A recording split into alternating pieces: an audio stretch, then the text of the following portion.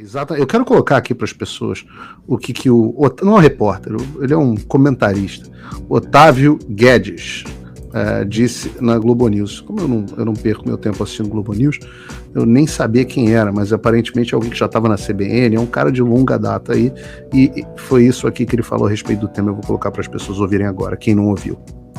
Medida do governo federal que vai resolver esse problema. Isso é um problema de uma sociedade doente. Uma sociedade adoecida por anos de discurso de ódio, adoecida por um discurso contra a escola, né? A escola é partido político, as universidades são antros de maconheiro, os professores não estão ensinando coisas decentes, o bom é homeschooling. Então a gente tem assim existe um caldo contra a escola dentro desse discurso de ódio, que eu identifico a extrema-direita que levou Bolsonaro ao poder como a grande propagadora desse discurso. O que, em primeiro lugar, realmente a escola está cada vez mais ideologizada mesmo, virou um antro de ideologia política mesmo, e a universidade é um antro de maconheiro mesmo, né? A vida como ela é. Né? Homeschooling você pode debater, vantagens e desvantagens. E também é verdade que a sociedade está doente. São os pontos verdadeiros que ele falou ali. Agora, fica difícil conciliar a ideia desses, desculpa, eu não consigo usar meias palavras, desses imbecis que escreveram esse relatório, ou desse quadrúpede que está comentando na Globo News, como quase todos os outros comentaristas da emissora. Fica difícil conciliar essas narrativas, por exemplo, com o que aconteceu com o que você descreveu, Gerson, o que aconteceu aqui nos Estados Unidos, no Nashville. No Tennessee, em Nashville. Fica difícil conciliar, porque então a consequência natural do raciocínio desse Otávio Guedes e dessas senhoras é de que o bolsonarismo também é responsável pelo ataque, ou vou dar o benefício da tradução, o trumpismo é responsável pelo ataque do Tennessee numa escola cristã de uma menina, né, uma moça trans. Posso dar um pitaco? Me dê só um segundo. Aqui, a justificativa da esquerda, que foi repetida o tempo inteiro pelo Joe Biden, eram as armas. Não, o problema são as armas. As armas. Eu posso garantir que o que esse quadrúpede estaria dizendo, se o ataque tivesse sido armado, era de que a culpa era da flexibilização do Bolsonaro às armas. De que se tivesse entrado armado, que a culpa era da cultura bolsonarista pró-arma. Como ele não tem como fazer um estatuto do desmachadamento, ele tem que ir em cima da história da retórica. O que é doloroso nesse assunto para mim é o fato de que ninguém resolve descer nas raízes que você mencionou muito bem, Gerson. Porque até a década de 90 não se tinha nenhum relato de ataques a escolas ou mass shootings ou etc, etc. Isso é um fenômeno que começa a despontar na década de 90. Óbvio, a gente tem o caso de Columbine, que é icônico, e depois a proliferação dessa história. O que mudou? Os Estados Unidos sempre tiveram armas, sempre teve maluco no mundo. O que mudou? Eu gosto daquela série Mindhunter. Não sei se vocês já viram Mindhunter. Mindhunter mostra o FBI estabelecendo o departamento deles para analisar um outro fenômeno que começou a acontecer nos Estados Unidos na década de 40, 50, depois mais forte na década de 60, propriamente dita, que foram o negócio do assassino em série. E eles começam a estudar a psicologia, etc. No final das contas, é difícil você não correlacionar, embora não necessariamente a causalidade seja direta, mas você não correlacionar esse tipo de problema com a desestruturação das famílias. É muito difícil. As famílias se deterioraram e as sociedades se deterioraram a ponto de que não é que não tinha maluco antes, mas as famílias davam conta dos seus malucos. E os mais malucos acabavam internados. Que agora não tem mais. Então, pior, como você falou, eu não sei se nesse caso especificamente, Gerson, não consegui encontrar evidência nesse caso específico, mas é fato que você falou, dessa rede de doidos se comunicando e transformando isso num jogo. E há outros, eu falo isso porque é indiscutível, que há outros casos desse tipo de coisa aqui nos Estados Unidos, que não chegam a esse absurdo, mas de outras maldades, de outros absurdos, de outras arbitrariedades. Então, fica complicado quando as pessoas não querem discutir o assunto de fato. Elas querem buscar, é o que eu falo sobre o problema que me faz evitar esse tipo de tema. Onde a discussão franca sobre as causas do que levam a esse tipo de coisa, ela não acontece. O que acontece é o comentarista político da emissora da vez, ele instrumentaliza e sobe em cima do caixão de uma menina de 4 anos, de uma de 7 anos, para fazer discurso petista antibolsonarista. Aí não dá, porque se eu escuto um troço desse pessoalmente, eu acho que eu levanto e meto a mão na cara de um vagabundo desse. Porque não tem, é muita falta de qualquer coisa dentro de si. É muita falta de qualquer coisa. O cara olha a notícia e fala, opa, já tá no automático dele. Opa, deixa eu aproveitar para falar mal do Bolsonaro. O que ele quer é essa reação, Paulo, com isso aí. Mas não acontece. Ele não é bem sucedido. Eu nunca vi ninguém dando... Eu não falo pessoas que linchar o cara, não. Eu não falo isso. Você tá aí tendo um ataque. É isso que ele quer. Me causar indignação? Parabéns. Parabéns. Mas eu acho que... Eu não acho que ninguém deva levantar e dar... Só pra te deixar claro, Fernando, eu não acho que ninguém deva levantar. Eu só acho que uma pessoa que ouve um troço desse sendo feito na minha frente, o que você faz com um merda desse? O efeito que ele colhe é a eleição, o surgimento e a eleição do Bolsonaro. Esse é o efeito prático que esse tipo de coisa colhe. Aí, vamos por partes. Né? Vamos por partes. Isso aí o direito de ser imbecil tem que estar garantido para que o direito de não ser imbecil possa estar garantido também. Então, esse cara aí, é isso aí, né? O que eu recomendaria quanto a ele? A mesma providência, que é das poucas providências práticas que eu acho que faz algum sentido nesses casos, né? Que está sendo praticada hoje crescentemente pela imprensa, né? Porque se reconhece que, pela mídia, tem um efeito multiplicador. É indubitável isso, né? Então, o que está sendo proposto e aceito por várias empresas de comunicação? Né? Que não se menciona mais, nem se mostra imagens desses caras, porque uma das coisas que eles querem com isso é notoriedade, é sair do anonimato em que eles vivem. Então, eu recomendaria, se eu pudesse fazer isso, eu recomendaria que as pessoas que não são deturpadas, distorcidas para fazer esse tipo de raciocínio que esse sujeito aí da Globo e outros fazem em cima de casos como esse, né? Simplesmente ignora esses caras. Dá para eles o mesmo tratamento que você dá para o tarado que praticou o crime. Né? Porque ele quer com isso notoriedade, ou sei lá, ou se ele é pago para isso. Sei lá, não me interessa. Entendeu? Não, esse bosta tem 2 prêmios. Eu tava vendo o perfil na Wikipedia. Esse bosta tem 2 prêmios ESSO.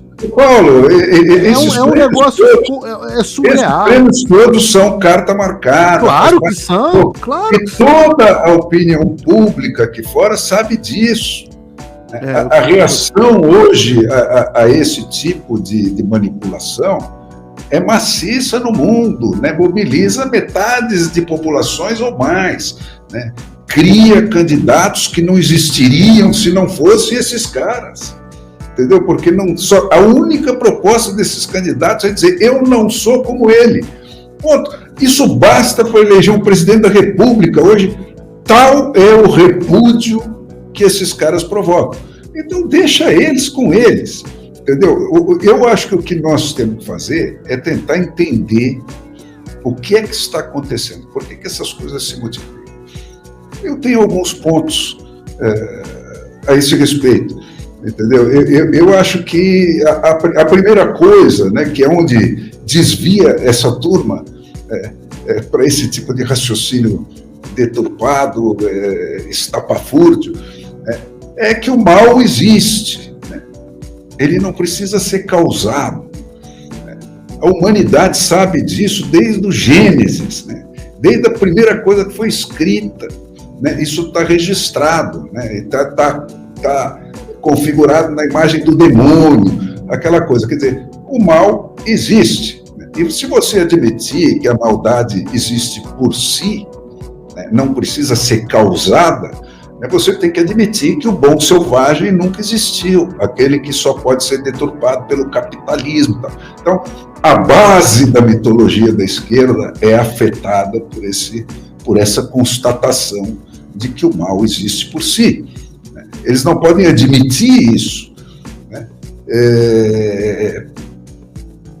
Porque é preciso negar até o senso comum, né? Que é o que identifica isso desde o primeiro momento da humanidade, da aventura da humanidade na Terra, que nós sabemos, todos nós, membros desta raça, que a maldade existe e não precisa ser causada, e frequentemente ela é gratuita e estúpida, né? Incompreensível, imprevisível e inevitável. Né? Mas dentro de um sistema que vive de voto, o sujeito tem que tomar uma atitude, tem que tentar, de alguma forma, prevenir isso. Aí você também, a coisa obedece à mesma divisão. Né? O Flávio Dino, que é parecido com esse cara da Rede Globo, vai dizer o quê? Precisamos censurar a internet inteira. Tal. Né? O sujeito que é mais saudável, lá nos Estados Unidos, né, vai construir um cuidadoso algoritmo para fiscalizar só quem der sinais de estar nessa coisa, respeitando na maior medida possível a privacidade dos outros, como eles fazem para conter o terrorismo. Né? E com grande eficácia conseguiram isso. É claro que tem um custo para todo mundo, mas a gente tem que trabalhar e mostrar que está trabalhando para reduzir esse subproduto dessa proteção que é necessária. Né? Aí você vai ter uma outra sequência de coisas. Né? O Tocqueville, lá em 1830, quando a democracia americana tinha só 41 anos, né, ele já identificou que nos regimes democráticos e republicanos você teria um problema, né, porque quando o rei toma uma atitude reprovável, os súditos do rei fingem que estão obedecendo aquilo, mas entre eles estão falando, olha, aquele filho daquilo, tal, vamos sacanear eles, vamos fazer por baixo do pano e tal. Mas quando você tem uma situação em que a própria cidadania faz a sua lei, né, e controla o cumprimento dessa lei, você pode ter um efeito negativo no extremo, né? Que o cara que está fora, o cara que não aceitou aquilo como bom, ele está completamente excluído, ele não tem a quem trair, contra quem conspirar, ele está realmente excluído. E eu acho que por aí é que você acha uma explicação para esse caso, para esse tipo de caso ter começado mais notoriamente nos Estados Unidos. Né? O resto disso, né, a mídia faz. E aí você tem aquele outro troço, quer dizer, também o Tocqueville, que era um grande psicanalista das instituições, eu sempre gosto de chamar ele por esse termo, porque ele não se limitava a descrever as instituições da democracia. Ele tentava projetar para o futuro que tipo de comportamento aquele tipo de instituição ia promover nas pessoas. Né? Então, ele, quando ele trata da questão da religião como componente básico da democracia americana, ele tem um capítulo lindo no Democracia na América, onde ele fala isso, né, que quando a religião é destruída no seio de um povo, né, a dúvida se apossa das partes mais altas da inteligência e meio que paralisa todas as outras. Eu estou lendo um texto dele. As pessoas se habituam a não ter, senão, noções confusas e cambiantes sobre as questões que mais interessam, e elas mesmas e aos seus semelhantes. Passam a defender mal as suas próprias opiniões ou mesmo acabam por abandoná-las. E como se desesperam de poder, por si mesmas, resolver os grandes problemas que a natureza humana apresenta, acabam por reduzir-se a nem tentar fazê-lo mais. Essa condição não pode deixar de atormentar as almas e acabar por se apossar das próprias fontes da vontade, e assim preparar os cidadãos para a servidão. Isso ele está falando do quê? Quando você perde a referência básica, fundamental de todos os processos, que é essa, a religião, e não fala no sentido de esta ou aquela religião, mas de uma estaca ética para a sua vida. O Tocqueville estava falando de uma religião específica, tá? Só para deixar claro, viu, Fernando? Daquilo que a ética não trata daquilo que é, ela trata daquilo que deveria ser. Uhum. Então, isso apruma todos os sistemas, né, numa linha. Quando você perde essa referência, né, tudo se deslaça, porque tudo mais é fluido, né? Nada pode ter certeza absoluta se não se referir lá no início a uma referência ética. O perspectivismo do Foucault, né? Isso aí. Então, aí, dali há 50 anos depois desse texto do Tocqueville, você tem os irmãos Karamazov, do Dostoiévski, né, com aquela cena onde ele diz, olha, se Deus está morto, tudo é possível. Frase ou pensamento que é retomado por quem? Pelo Sartre.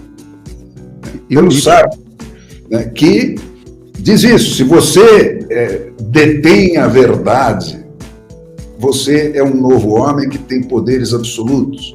Né, porque se Deus não existe, tudo é possível. Ele retoma a frase do Dostoiévski para justificar o quê? O terrorismo. Então você tem toda uma evolução desse problema. Aí sobra o que para essa geração de hoje? O terrorismo se justificava pela implantação do socialismo, do comunismo, do mundo sem patrões e da igualdade, etc. Morto o sonho, o que sobrou? A prática dessa violência, né, gratuita e justificada, que é retomada por quem? Por esses psicopatas aí, esses malucos, né, que veem isso no cinema e não tem mais aquela referência de uma justificação ética disso. Sobra o quê? Só a volúpia da violência mesmo em si, né? Que está hoje em todos esses joguinhos de internet que você vê, é isso, é nego dando machadada um no outro, e você metralhando.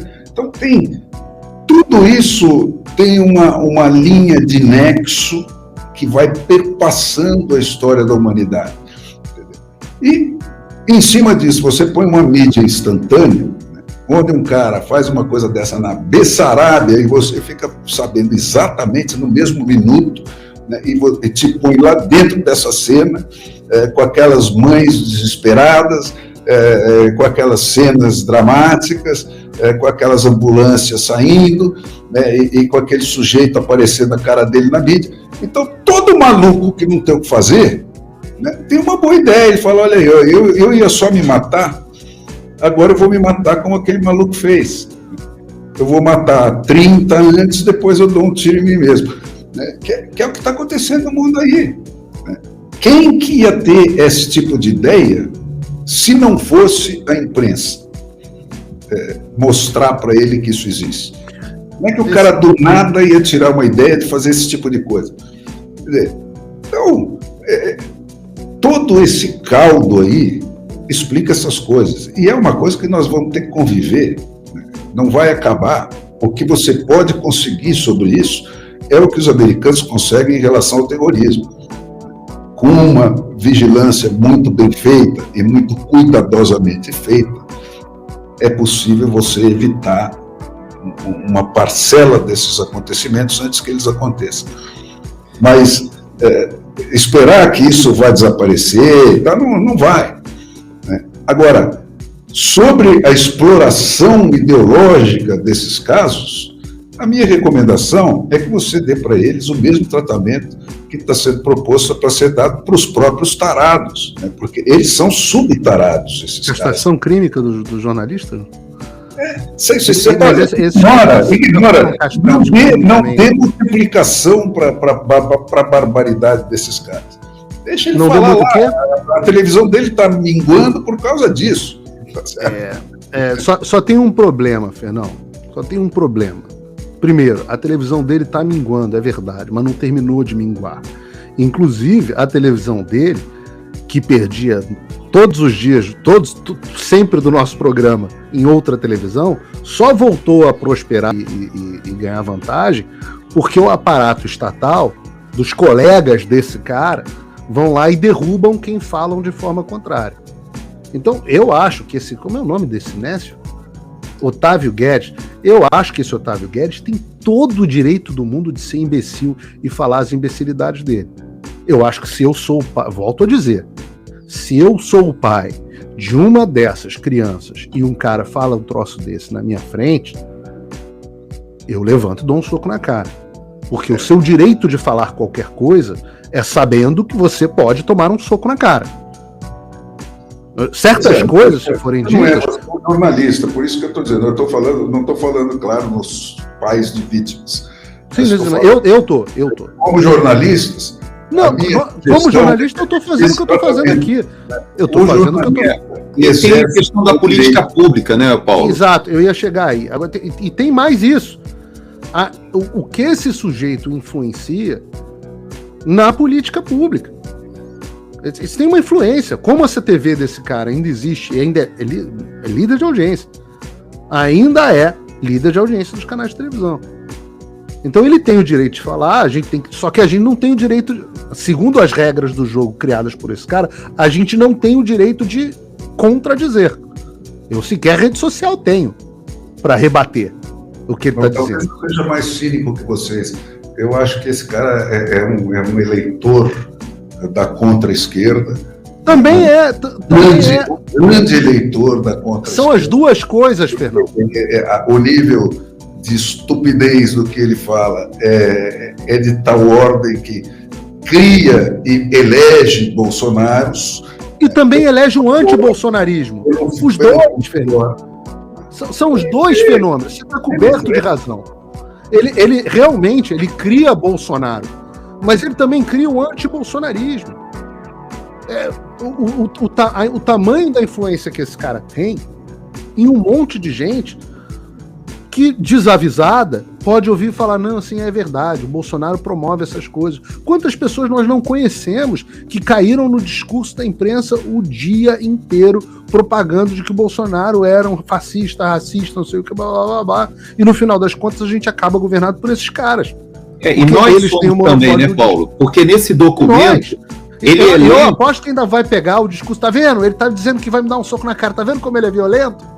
Não, exato. É claro, e tem que haver resposta forte contra violência a um comentário desse. E esse documento, Paulo, ele foi tratado no ambiente de política pública, de governo. Então, o que me preocupa, Fernão, é que essa instrumentalização de um tema como esse por uma pegada mais ideológica, ela acaba nos transformando todos que temos um discurso diferente, porque a questão deles não é se é direita ou esquerda. A questão deles é que nós apresentamos um contraponto, e eles não admitem o contraponto. E quando não admitem o contraponto, eles nos rotulam, nos estigmatizam como ultradireita, como fascista. Vocês estigmatizam ele como outra-esquerda e não admitem o ponto de vista Mas dele. só eles falam, Fernão. É uma questão de Mas estilo. só eles falam. Mas eles estão com as políticas públicas nas Eles mãos. têm as políticas públicas, as universidades, a cultura e só eles falam, e o monopólio da fala. No seu mundo, Fernão, a gente tá num debate. O seu mundo é o meu mundo ideal. Pô, ele é um idiota, ele dá a opinião dele lá, eu não sou um idiota, dou minha opinião aqui, a sociedade escuta todos os lados, Tem uma música de um daqueles caras da velha guarda da Portela, né, que trata desse assunto. Ele fala, eu te mato de desprezo. Pra mulher mas que não dá pra ele. matar o cara de desprezo. Não dá. Primeiro porque não é só ele, Fernão. Ele tá dando voz a um bando de imbecis como esses que escreveram esse documento que o Gerson trouxe aqui. Segundo, ele tem influência. A rede de televisão na qual ele trabalha tem influência, ainda tem influência. Então não dá pra gente desprezar um cara cujas ações têm consequências nocivas na nossa vida. Você pode ter certeza que se não fossem estes caras e o silêncio forçado do outro lado, nós não teríamos Lula no poder. Então, há consequências práticas. Você pode ignorar os fatos o tempo inteiro, mas você não pode ignorar as consequências dos fatos. E tá aí. Eu posso ignorar esse cara, mas não posso ignorar as consequências. Talvez eu esteja superestimando a inteligência dos ouvintes, né, para acreditar que eles têm condição de discernir que o que aquele imbecil fala é uma imbecilidade, né? E que, ainda por cima, é uma imbecilidade abjeta, porque sapateia em cima do caixão de crianças assassinadas. Tá? Eu acho que as pessoas percebem isso, que eu não preciso explicar para elas, porque é quase ofensivo eu dizer para elas, olha, abram o olho, seus imbecis, vocês não estão vendo que esse cara é o que ele é? E se eu te disser que agora, nesse momento, a Globo News tem mais audiência do que a Jovem... Não que tenha grande diferença hoje, mas a Globo News está com mais audiência do que a Jovem Pan e a CNN Brasil somadas, nesse momento. Eu estou olhando aqui. Pois é. Então, enquanto... Tem muitos locais no Brasil, né, Paulo, que somente a Globo chega. A opinião que se forma em relação a um caso como